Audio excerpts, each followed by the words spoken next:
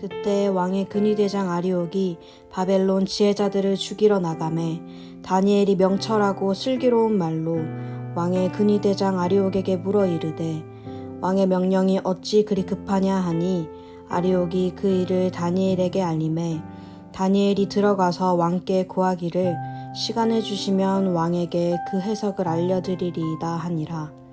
이에 다니엘이 자기 집으로 돌아가서 그 친구 하나냐와 미사엘과 아사랴에게 그 일을 알리고 하늘에 계신 하나님이 이 은밀한 일에 대하여 불쌍히 여기사 다니엘과 친구들이 바벨론의 다른 지혜자들과 함께 죽임을 당하지 않게 하시기를 그들로 하여금 구하게 하니라. 이에 이 은밀한 것이 밤의 환상으로 다니엘에게 나타나 보임에 다니엘이 하늘에 계신 하나님을 찬송하니라. 다니엘이 말하여 이르되 영원부터 영원까지 하나님의 이름을 찬송할 것은 지혜와 능력이 그에게 있음이로다. 제국의 위기를 암시하는 듯한 불길한 꿈이 왕을 번민하게 합니다. 왕의 꿈을 잘 해석하여 제국을 보위하라고 세워놓은 술사들이지만 무슨 꿈을 꿨는지 맞추라는 억지에는 아무 답도 내놓을 수 없었습니다. 화가 난 왕은 자신의 문제를 해결해주지 못하는 지혜자들에게 책임을 전가하며 전부 죽이라 명령합니다. 왕의 번민은 온 왕궁으로 확산했지만 누구도 손을 쓸 수가 없습니다.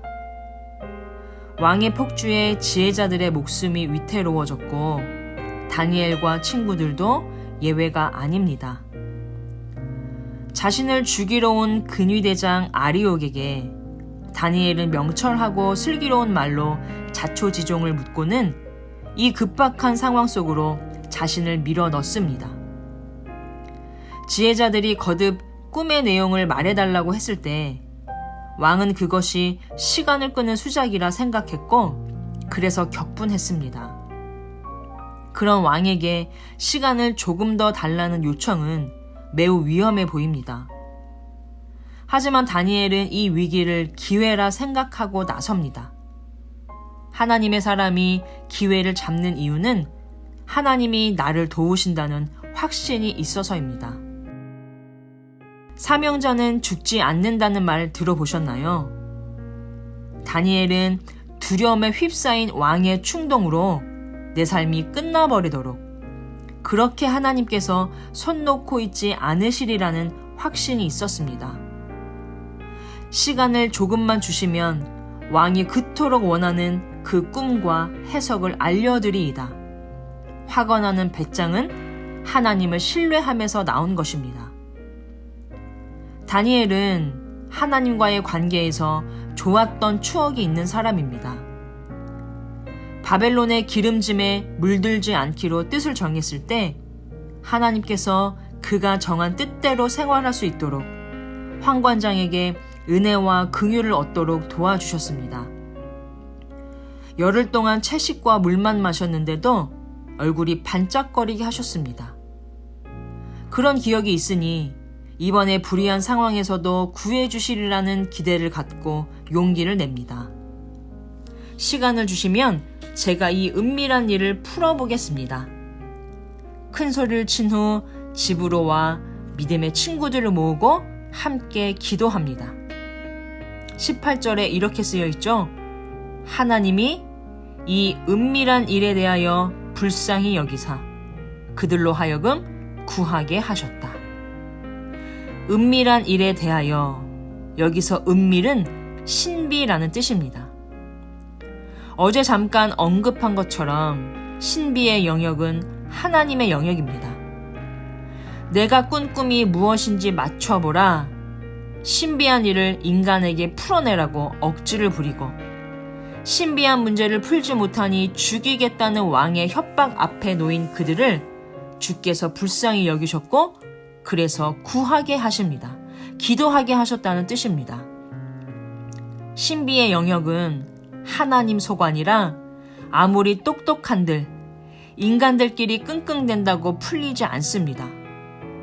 기도를 통해 하나님께 풀어달라고 부탁해야 할 문제라는 것입니다. 도저히 사람이 할 수 없는 일이 있습니다. 최첨단 과학과 기술로도 여전히 설명할 수 없고 해결할 수 없는 문제가 있습니다. 아직 못 밝힌 것이 아니라 그것은 신비의 영역, 즉 하나님의 영역이기 때문에 사람이 다룰 수 없는 것입니다. 우리 하나님은 제국의 왕에게는 악몽의 밤을 주시고 다니엘이 잠든 밤에는 그 악몽을 푸는 지혜와 통찰력을 주실 수 있는 분입니다. 세상을 힘으로 정복하여 자기 발 아래 둔 의기양양한 느부갓네살은 밤의 나라에서 괴로움에 몸부림칩니다. 반면 제국의 힘에 짓밟혀 나라를 잃고 포로가 된 위태로운 다니엘은 그 밤에 신비한 일을 밝히 보여주시는 하나님의 능력을 경험합니다. 그리고 그 하나님은 다니엘만이 아니라 바벨론의 다른 지혜자들에게까지 은혜와 긍휼을 베풀기 원하시는 분입니다. 이렇게 하나님의 복음은 모두를 살리는 은혜임을 다시 한번 되새기며 감사로 하루를 보내시길 주님의 이름으로 소망합니다. 이제 잠시 기도할 텐데요. 경노한 왕의 손에 죽게 된 바벨론의 지혜자들이 하나님의 사람 다니엘을 통해 덩달아 건짐을 받는데요. 우리도 다니엘 같은 존재가 되게 해주시라고 믿음으로 용기를 내는 삶, 그로 인해 주변 사람들의 삶을 연장하고 풍성하게 하는 복된 삶을 살게 해주시라고 우리 함께 1분 정도 기도드리겠습니다.